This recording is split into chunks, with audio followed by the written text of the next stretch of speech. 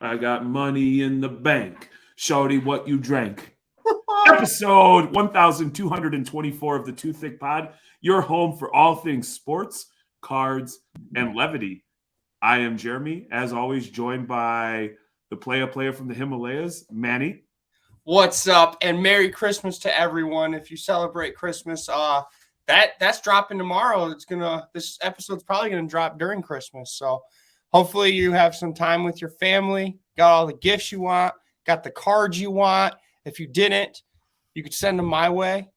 If not, but I hope you have a good Christmas or holidays. We'll just say holidays, right? Yeah, you got to touch them all. Merry Christmas, Happy Holidays, Hanukkah. Hanukkah, the whole shebang, man. If you're out there, I just hope that you're having a good time. You're spending it with good people and enjoying your loved ones. And I would like to say on behalf of the Too Thick Pod and Courtney as well, we appreciate all of you. This year has been an absolute blast.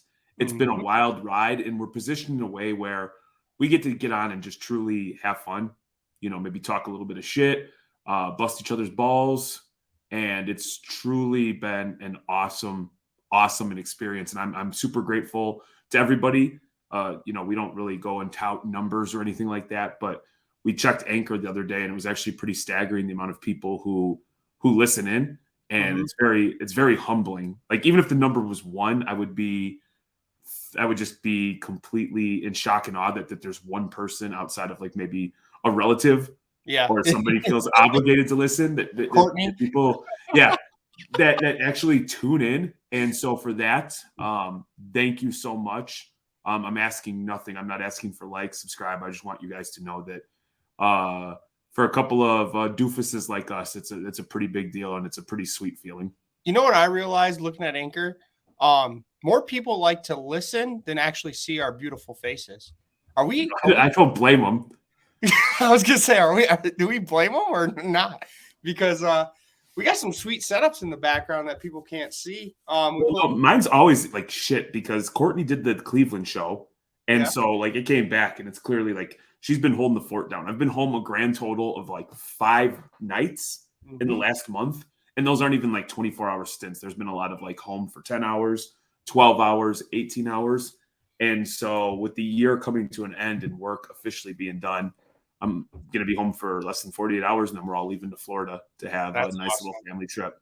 Talk about Florida. You kind of cheated on me with someone else in the hobby this last couple of weeks, and I don't appreciate it. I wanted to bring it up.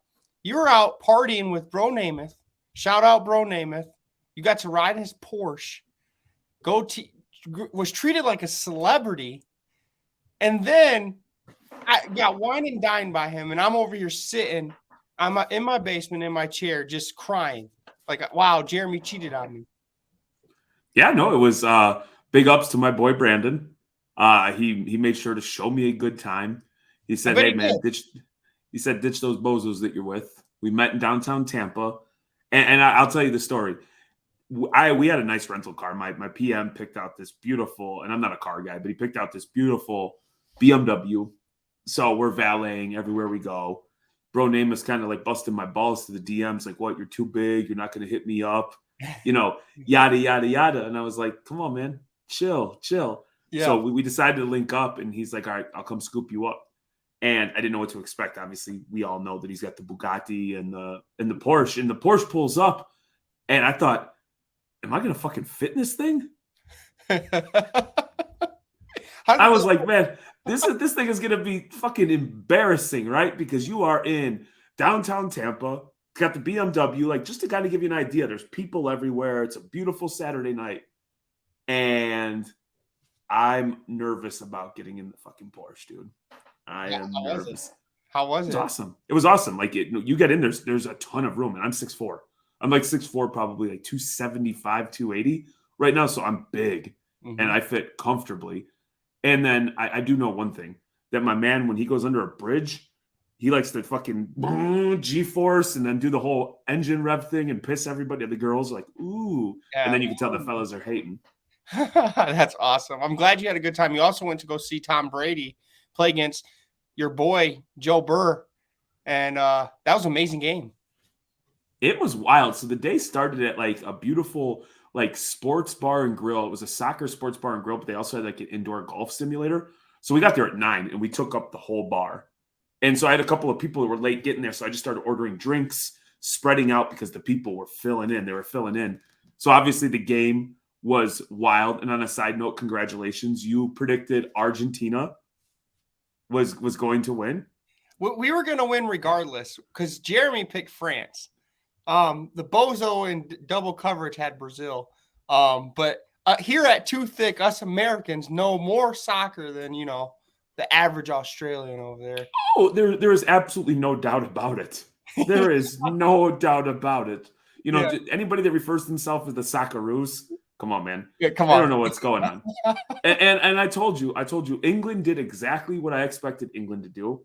Brazil did what I thought they were going to do. And even though I lost on my France prediction, I do think Kylian Mbappe really, if not number 1A footballer in the world. Oh, yeah. Mbappe, basically, it seemed like that World Cup was Messi's like, yeah, I'm the GOAT right now. But it's like kind of like passing the torch to Mbappe. The guy had a hat trick, basically was carrying France on his back.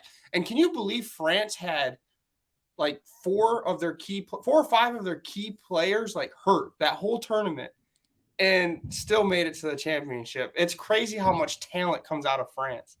It's wild. I had bet somebody there, like just a friendly, like, $20-$30. And he was talking shit and like, it was at 65 minutes. And I was with another guy and I was just like, even if France is going to lose, I hope they like score a goal. Because the thought was like, if they score a goal, then they can throw the bus at it. At least makes for some entertainment because it wasn't a very entertaining first 65 to 70 minutes, in my opinion. But from the 70-minute mark on, that was some of the best damn TV I have ever seen in my life. Man, when you're rooting for a team, and if we were next to each other, it would have been like emotions because I was going nuts when Messi scored that in extra time, and you were probably doing the same when the penalty kick. And and then like the ole, like and then like there was a lot of just like like straight up white people there who were just like caught up in the moment. It was a cool game. The atmosphere, the vibe for that was so damn awesome. Oh yeah, it's the FIFA. It was pretty much the best thing that could happen to FIFA because I bet they gained some fans from America and from everywhere else. Like there's like 4 billion. I think it was 4 or 8 billion people watching the game. Isn't that crazy? I don't think it was 8 billion because I think was there's it like 4? 7 billion people in the. Was it 4 billion? It was a big number. Yeah, a lot. Yes. A lot. So I've got 2 pieces to piggyback off of that. One, please explain this to me because I am stupid. How is Brazil the number 1 ranked team in the country? How? Like still? Yes, the new rankings just came out and they are number 1. How are they number 1? Yeah, FIFA rankings don't make any sense to me. They never did. They had USA in the top like 10 like a couple of years ago, and I'm like, how is that even possible? I think it's because their core is really good. But I mean, one game against Croatia, they lost in penalty kicks. If they didn't lose, they could have easily take out Argentina and France. But fortunately for Messi, they lost that round. Dude, and then the other thing I had was the one thing I don't want to say, I don't want to put down the game, but what I found to be fascinating is when you're watching the final, it was clear that this was going to be a very physical game. Yes. And it like in the 70, 80, 90th minute stoppage time when guys were being grabbed, held, tripped up, why they didn't just get up and keep playing? They kept looking for the card that wasn't going to come. Yeah. It was just like, he was pretty even both ways. I just didn't understand like my fear was that somebody was going to cost their team a goal because they're not going to get back on D, or they're going to do something and they're not going to be there because they're too busy bitching at the ref. Yeah. Well, I like that style of soccer. Well, that pissed me off so the new World Cup. I don't know if you noticed because you watched the games, but if you didn't watch the games, usually what happens in soccer is, people go down and they only give like 5 minutes extra stoppage time. In this World Cup, they were giving like whatever the stoppage time was. 8, 9, 10 minutes. And you never see it before. So when Argentina went up 2-0 and then started to do that, I'm like, what are you doing? They're going to go, it's going to go to the end and you're going to be tired. Get up and play. Stop wasting time because it's going to be harder to stop them when it's like, the 98th minute, the 99th minute. And then that's what happened. I mean, you could tell they got tired, and the substitutions that France did were amazing. At the time, I'm like, you're taking out Giroud and Griezmann, and it ended up working out for them. So I got to give props to her. It's like to that coach. Yeah, and the Argentinian goalie, that stop he had right before the end of the game was absolutely insane. Oh yeah, that no one's really talking about that stop. He was 1-on-1 with the keeper, and it was a foot save, right, or leg save. Yeah. Oh man, that was like my heart sank because everyone thought he was offsides. I think at the moment, right, he wasn't offsides. It just truly was. It was incredible TV. That was one of those things where people who were there just to day drinking or pre-gaming for football got caught up in it and grabbed people's attention, which is, you couldn't have asked for better, more climatic finish to a sporting event than that. I can't think of one. There were some, did you see at the end, there were some funny moments at the end. One was the goalkeeper when he won the golden was the Golden Glove? Is that what they're calling it? Is that what the best keeper award? I think it's called the Golden Glove. But did you see when he grabbed the trophy and put it to his thing and just went like that in front of all the Qatar people? I'm like, geez, he's gonna get arrested as after he won his World Cup. There is like a couple of things about this World Cup though. One, the people just randomly dying over there is sketch at best. Yeah, at best. And then it was also a little disappointing. And I think with the World Cup being such a awesome finish to what it was, like a little bit buried was, Berhalter coming out and making it a point of kind of railing his own player. And without knowing all the details, I do know from a leadership perspective, you keep your shit in house. Yep. And you don't berate publicly. You praise publicly and you reprimand behind closed doors. And again, not knowing all the details, I don't know how this man can continue to be the coach of this club because you're going to lose the team. Yeah, he shouldn't have said what he's like, let it leaked. For that, you shouldn't be the coach ever again. And on Gio's end, I've heard there's rumors that he is a hothead, that he was angry, wasn't competing. Even teammates were saying he wasn't competing. If that was the case, why did he bring him to the World Cup? Why couldn't you just bring like a striker, like the ones that we left, and played them if you're not planning on playing Gio, right? Am I right? Yeah, I mean, they had the warm-up game when they were already over in Qatar, and all reports are that Gio's teammates got on him and like he addressed the clubhouse and everything was good. But to me, it almost seems like last gasp trying to save your job and justify some of your decision making. Yeah. That's something that can be handled internally. Yeah. You know what I mean? We're all smart enough to recognize there was a reason he wasn't playing. You don't have to come out and rail the kid, whether it's right, wrong, or indifferent. I tend to disagree with that. Mm-hmm. And I thought Gio handled it well. And look, you're dealing with 16, 17, 18, 19, 20, 21-year-olds who are still maturing. They're still children. They're not adults per se yet. And part of you as a leader is bringing these people up, growing them together. And with such a young squad, the one thing that I've always hated about U.S. men's soccer is there's never continuity. There's a Gold Cup game and they just throw out these random people. And it's like, let some of our pieces work together, have some of that cohesiveness, build some chemistry. And I'm fearful that we might have a coach that, loses the locker room. Yep. And they have to do something. I think he's done. They have to get rid of him.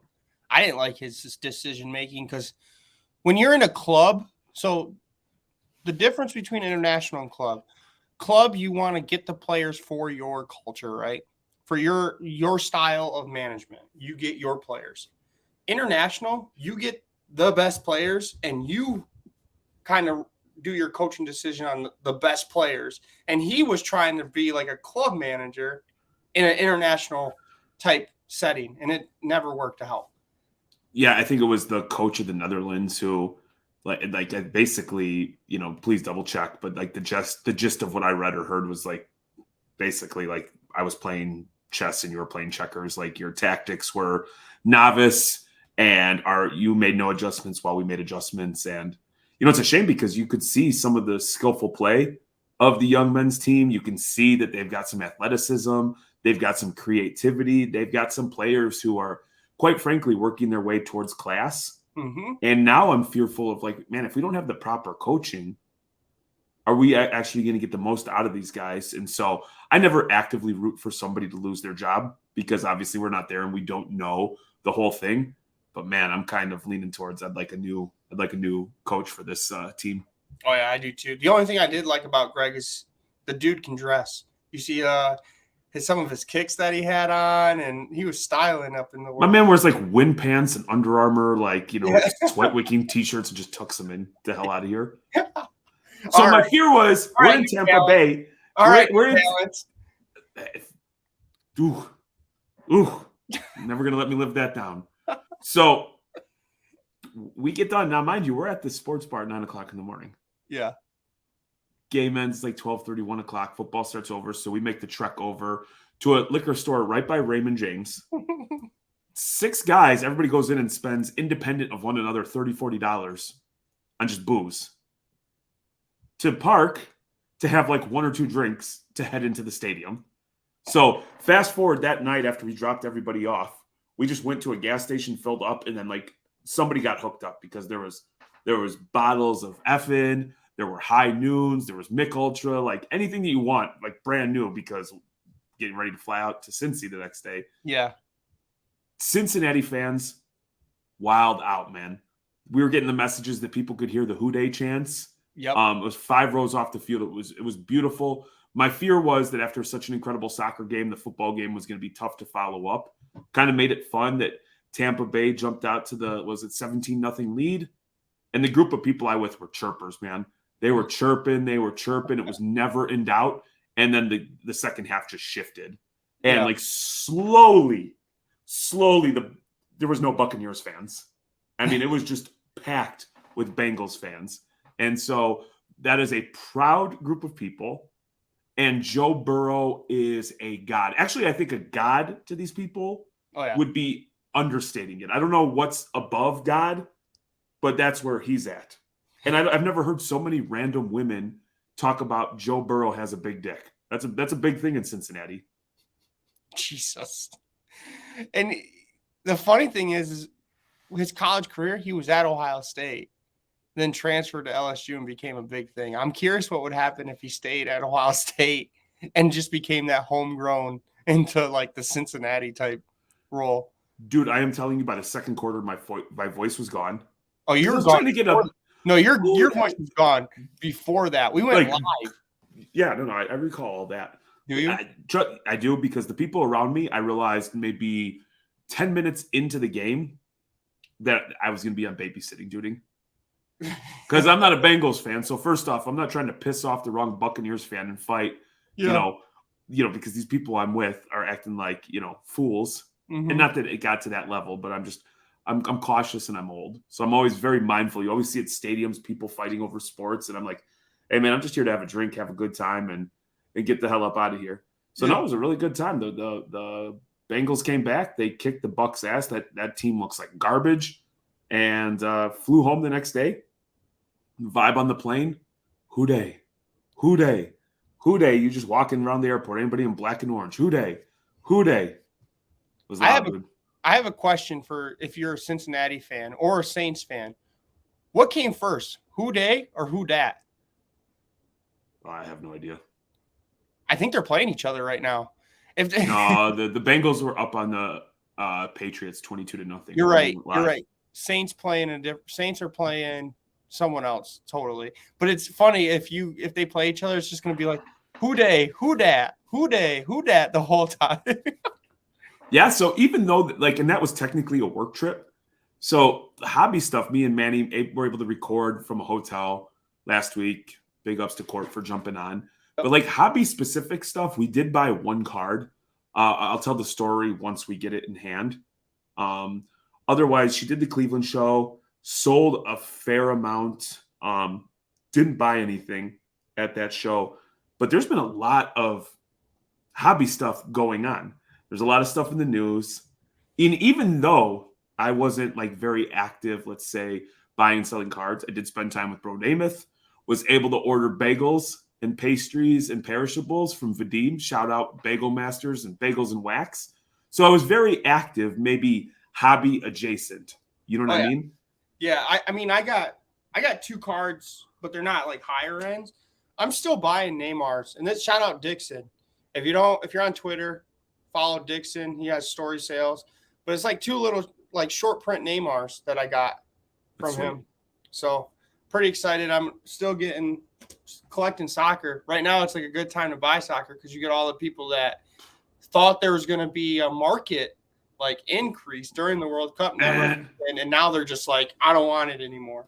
Yeah, which is it's still like a great time to buy.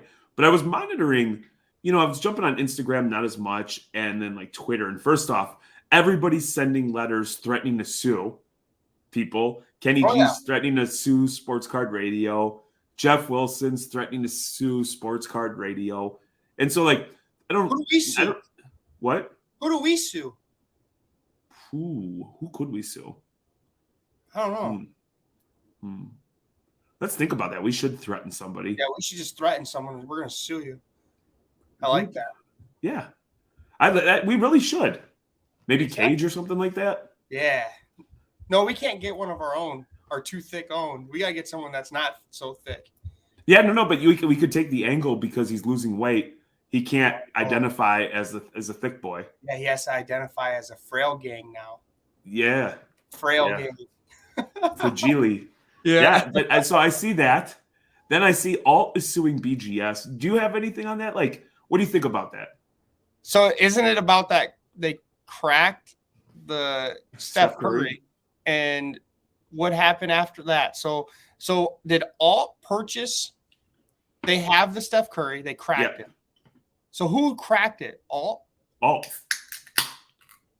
And then they try to like submit it to PSA. And PSA said the card was trimmed, sent it back to Alt. Alt sent the card to BGS. BGS said the card is trimmed. And now they're suing BGS for their $168,000 boo-boo. Yeah, but there's mistakes in grading all the time. Like, when do you think that card was graded? Do they have like? I'm sure they have the original cert number. Yeah, I don't know. It's a big mess up because, like you said before, grading is kind of it's an opinion of the grader, right? Technically, they don't have like a set stone like AI telling you what the actual grade is. It's how the graders. Maybe if you're TAG or HGA with their patent pending technology. Yeah, but sure. But here's the thing though. When you're in 6 figures, I mean, wouldn't you like? First off, to me, it's worth the money. We tried that with the Jordan. We send it to PSA in the slab. Don't want to crack it. We don't want to risk doing anything. Will it cross over? And I know that's like overwhelmingly that doesn't happen very often. So I get that, but I don't understand who the hell's cracking this. Not like documenting it. Like that's balls, man. That's balls. It's on a different story. Well, I have a crack story too, but I will get into that after this. But cracking, like, I don't know, like what would happen? Like, for example, that kind of irritates me about trim. They won't grade it, but couldn't they just put it authentic? Or no? Yeah, but you don't crack a BGS 9.5. No. You don't crack that. But I'm saying like they wanted the 10. They wanted that multiplier.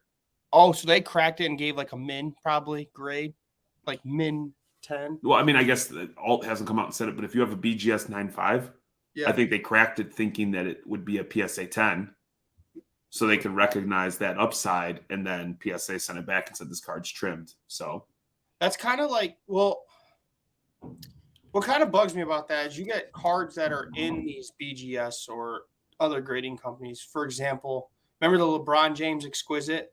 And it was on PWCC, but it was they put in the like description that it's not the real patch, but that shit's graded, and people were paying like 18,000. I don't even know what it finished at, but when I looked at it, it was around that price for this card. But they won't grade like a custom card by like, Hail Mary. It's the same exact thing. Yeah, 100% what you're saying. If you take a card out and replace the patch, it's a custom card at that point. It's not an original, authentic card. Imagine, like, what makes me not want to get a sticker auto of LeBron James, peel the sticker auto, go buy a Cavs jersey, cut off the S or something, put it in a card, have Hail Mary put it in a card for me, put that sticker on and grade it, and it, 20,000? Yeah, dude, shout out Hail Mary. You know what? You know what I have to do is there's a package he sent. And I promise Hail Mary we're going to open it. There's a package he sent that Courtney's like, I want to make sure we do this right. And we haven't opened it. I think it's been sitting here. I just haven't been home. So Hail Mary, we're going to try to open that bad boy ASAP. We'll go live. We'll go live and open it. Courtney wanted to go live when you were gone and open it. So us three will go live and open it together. So you brought up the LeBron, and I thought it was crazy. One thing I saw today is apparently somebody opened a box of Exquisite, 03 Exquisite, and pulled a LeBron RPA. Yeah, and there's been a little bit of controversy. Don't tell me anything because I know nothing. But my first thing was, okay, but it was weird because the cards all disappeared off the screen for a minute. Yep. And then like the reaction in the video was like, I guess I expected more. And so I don't want to, like, something just doesn't sit right with that. And maybe that's just me. Maybe I'm an old curmudgeon, but something was like off about that. But I'm sure with the card being serial numbered that, I don't know, man. It just, something seemed weird. That's all. Congratulations if they did pull it. Badass pull. That's fucking awesome. Can we get into the details? That yeah, please. I just watched the video and then I had to go do daddy duty. And I was just like, something's weird about that. Imagine being this rich where the box itself sealed costs like $40-some thousand to open that for a slim chance to get this LeBron. So I was listening to shout out Card Ladder. They had their show last night and they talked to Carvin before the show, and Carvin said, and he's the one that designed the cards. He's the one that put the card, like basically did everything. Carvin said it was legit. So if Carvin says it's legit, right? He's the one that did it. There was kind of a controversy on the patch because it looks like from the patch, it's from the S from the last name. But on the other patches, it's from the Cavs, like Cavaliers, and nothing else. And people are saying the font being smaller, so it is from the James, not the Cavs, from the front of the team name because it's a little bit bigger font. So that was kind of like what people are like, why is this different than all the other ones? So that was the controversy. The hobbyist in me, I'm going to say that's a badass pull. That's a cool thing to see. And I guess that's just like the old, like I learned a long time ago and to like trust your gut when you have a feeling. Like that. So I guess that's like the skeptic in me. But to me, whatever, it's a badass card. That is a life-changing pull because I would imagine that's probably a 7-figure card. Based on that bright blue, bold autograph, that nasty patch. If I think there was some 8s, 8.5s, 9s that have done over $1 million. So that's sweet. Yeah. I wish we would have hit it. We wouldn't open a box of that is $40,000 though. I wouldn't even have a box that's $40,000 to be honest. I'm not in that tax bracket yet. No. I get nervous opening a $500 box. Dude, that is wild. So also, what's going on with your ball, your $1.5 million ball? Now all of a sudden they're saying there was never $3 million offers, $2 million offers. 1.5 is good. You know what kind of so that whole situation, you know how I feel about that damn ball. It shouldn't even went to 1.5. It's the 6th most home runs in a single season. Yes, it's an AL record. Yes, it's the Yankees. there's conspiracies that did you hear about the conspiracy that there's a certain ball that the Yankees were getting when he was hitting these home runs?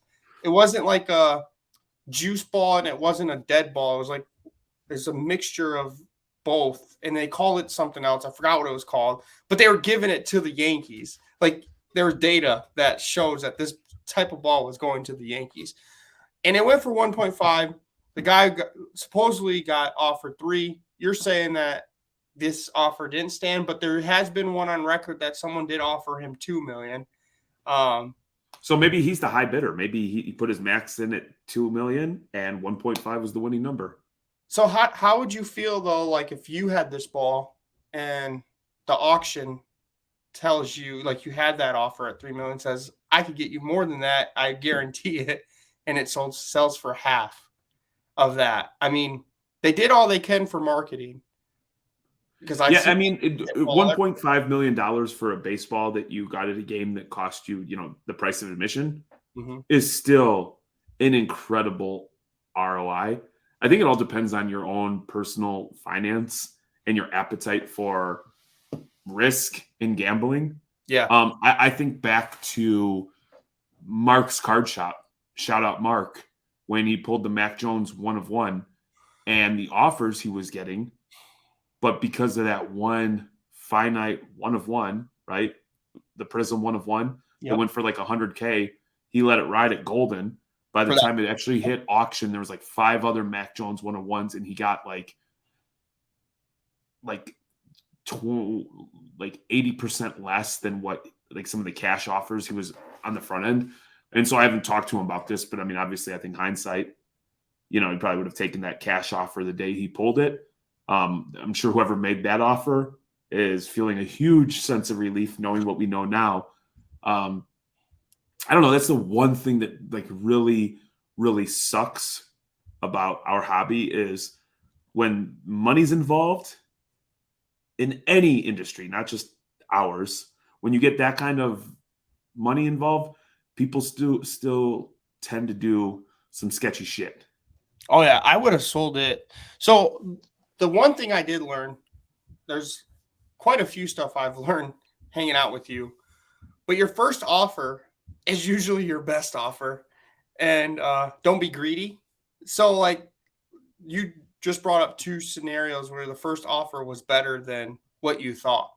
And I'm starting to realize that like when you're at a card show and the one dealer's like, I'll give you this, and then you go deal it around, that dealer could be buying up other stuff, and then you come back and then I don't have money for that. So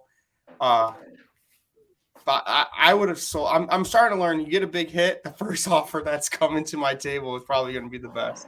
Yeah, I mean, there's been lots of times where I've got an offer on cards, and I'm like, because I got that offer so quick, I'm like, oh, they're probably lowballing me. There's a better offer to be had.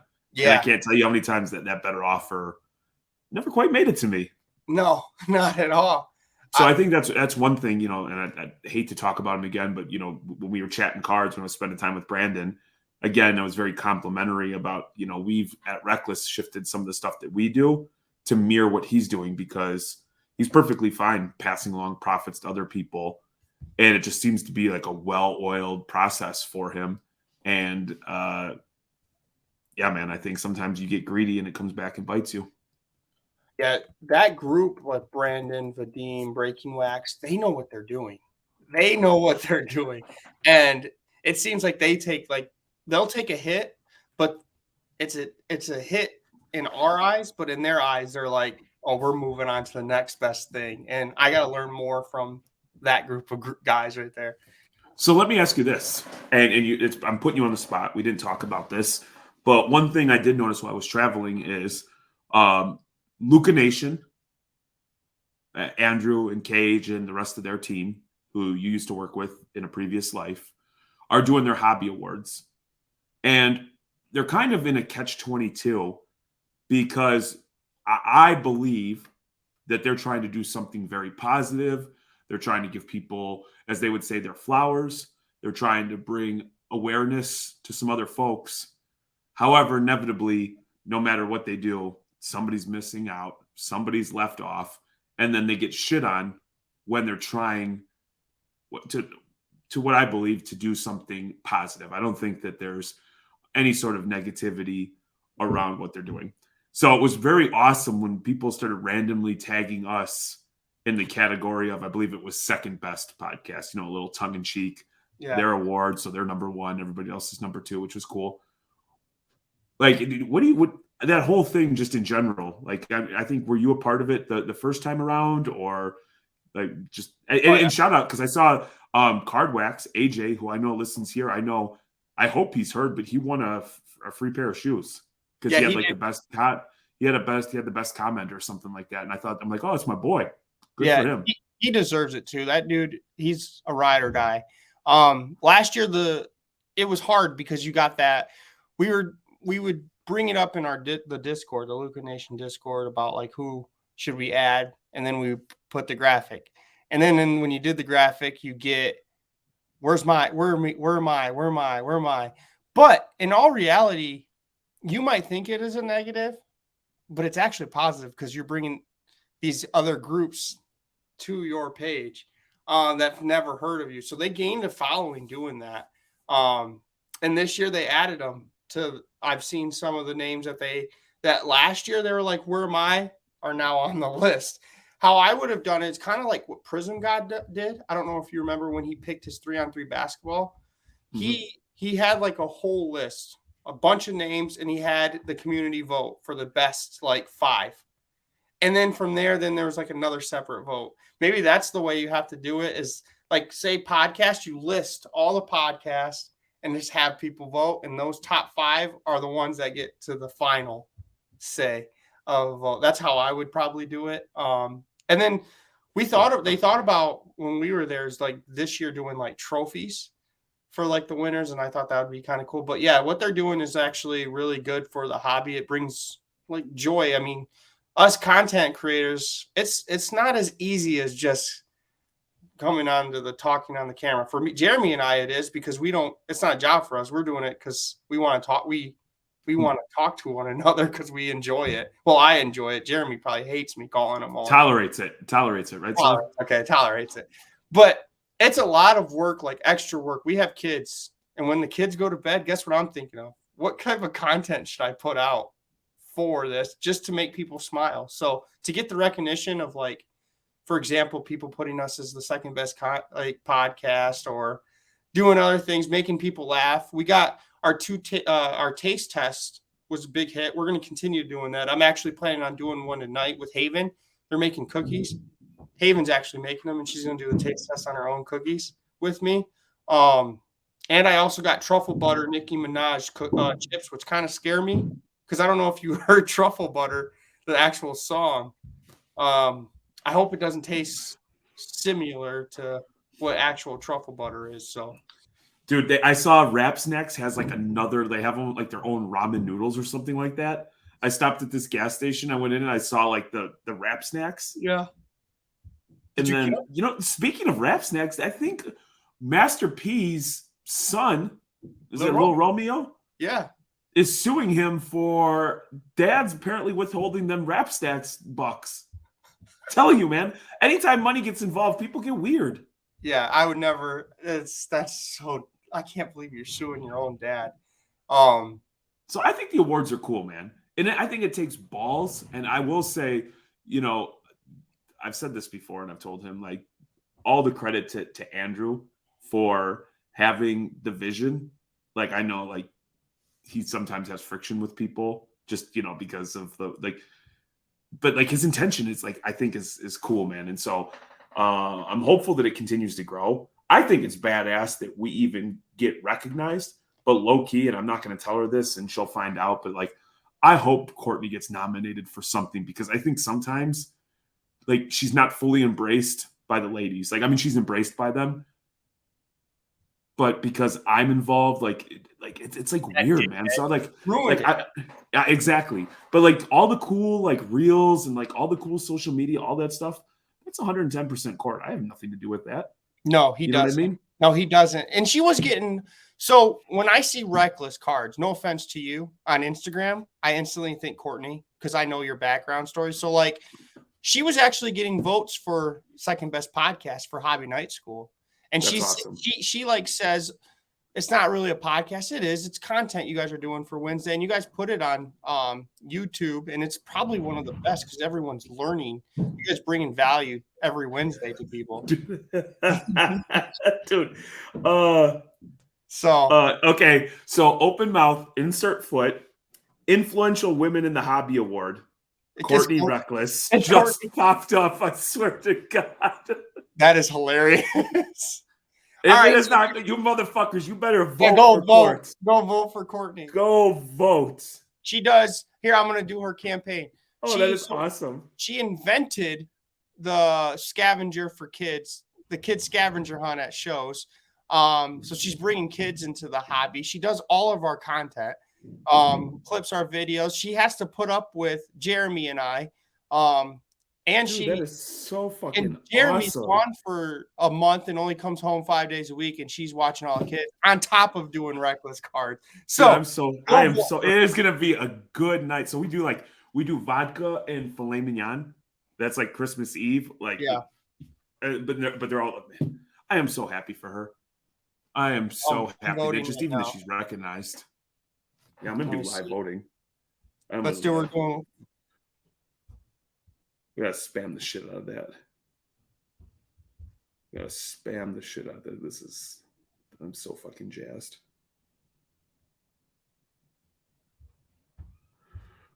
Luca.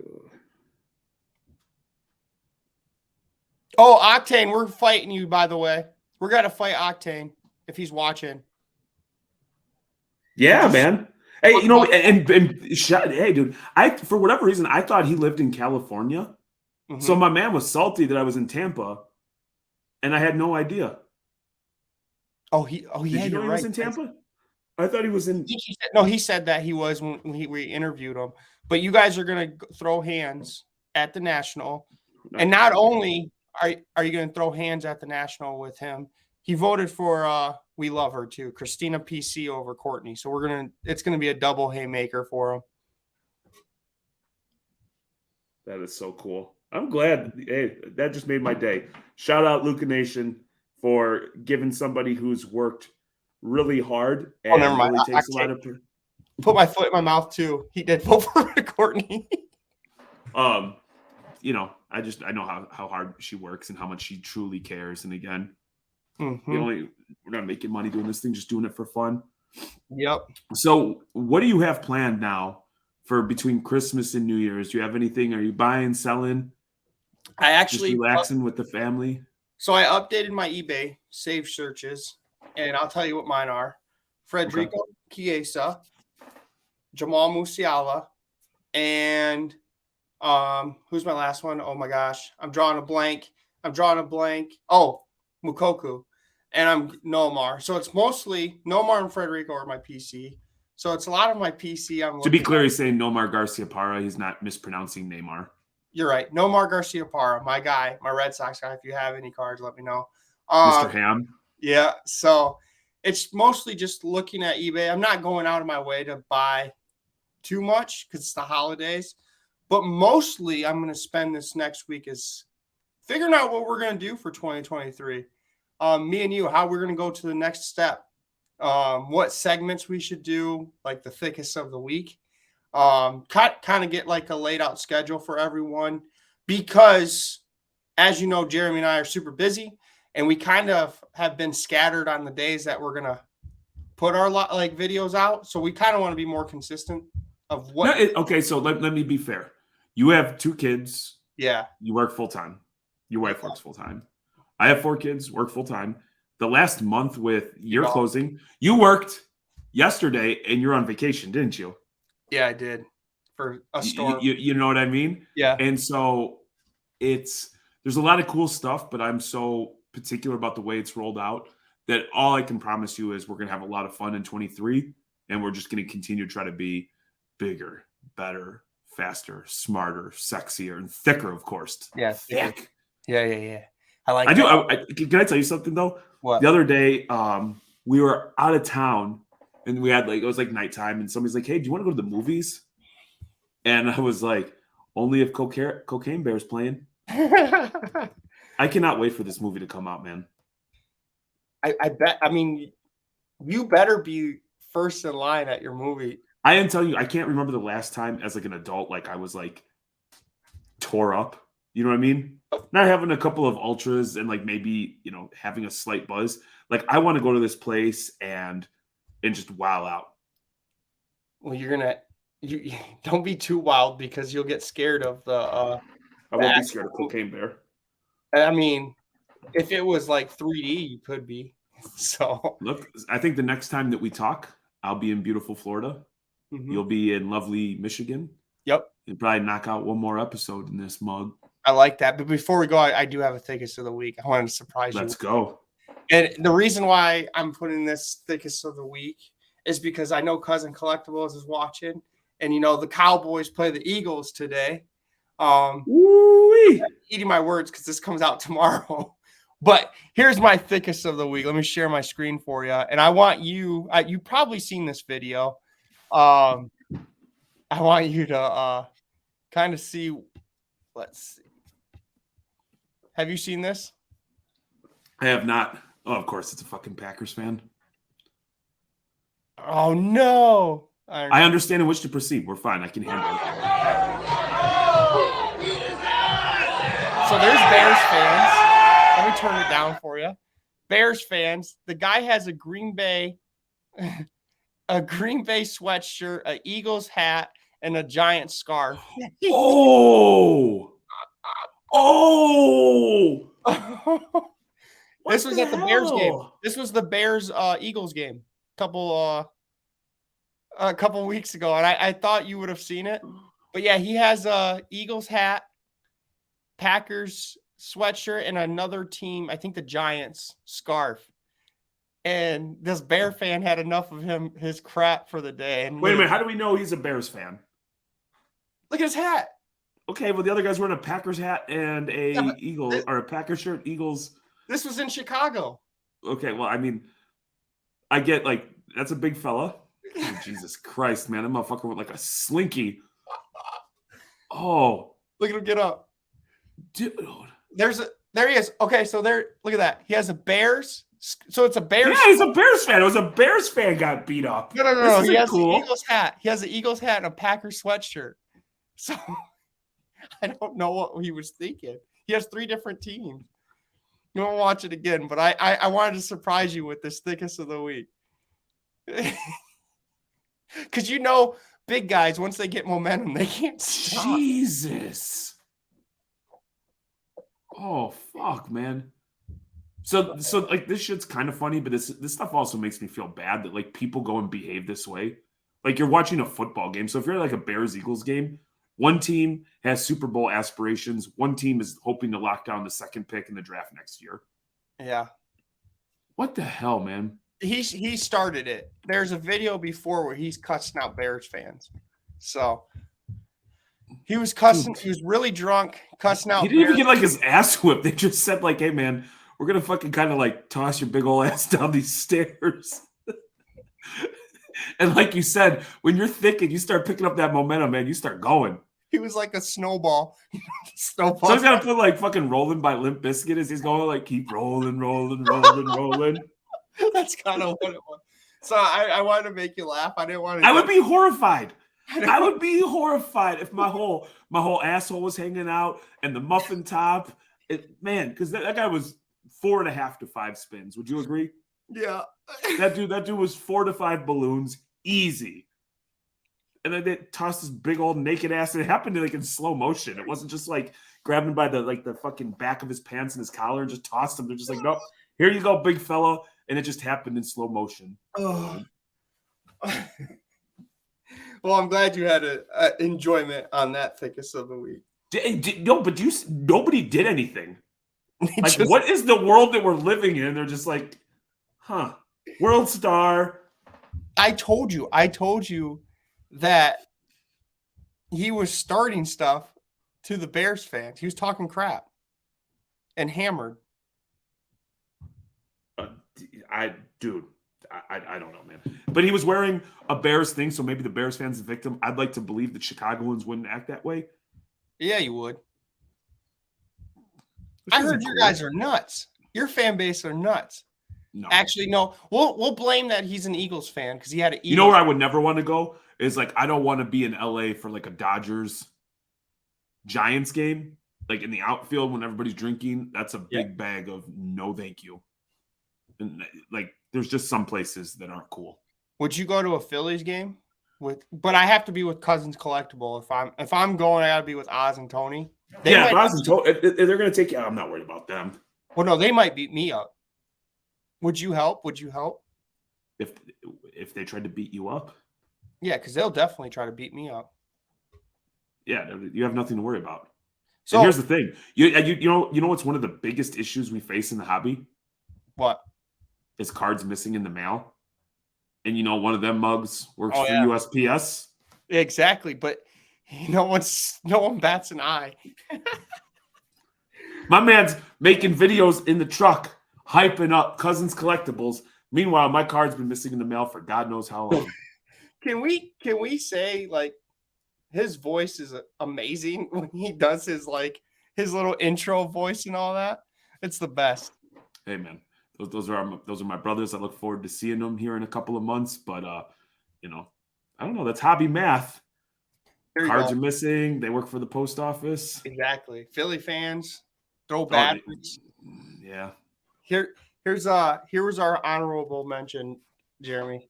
John Fisher, they went viral last year for falling and spraining his ankle, getting back up to deliver the dime assist. Well, he is back. Connor Williams, a.k.a. Big Cozy, is back on the Division I floor, nailed the 3 against Buffalo. Don't get it twisted. He might be big, but the kid can ball. He was the county player of the year in high school. He finished with 3, 6, and 2 in 12 nice little baby hook. Division I Buffalo program. He's got a unique vision for a big, and he can hit a 3-ball. His shot is smooth. Big Cozy is listed at 7 feet tall and 360 pounds, and he's only a sophomore. Hopefully, we get to see a lot more of him this year and the next couple of years. Remember, Big Cozy's my guy. Yeah, I need a piece. Big fucking Cozy. We need to find his cards. The dude's a sophomore, and like he said last year, he went viral because he sprained his ankle and throwing dimes after he sprained his ankle.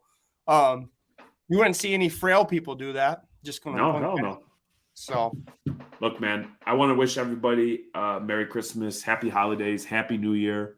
We are grateful for all of you, but I think we could spend the next episode kissing all the fans' ass. I like that. How about you show us some love? Exactly. Maybe go live or something. Give me some love. Exactly. With that, I hope you enjoyed your hobby release. We are glad that you listened for this year. And we're going to come back stronger, bigger, better, thicker next year. Peace.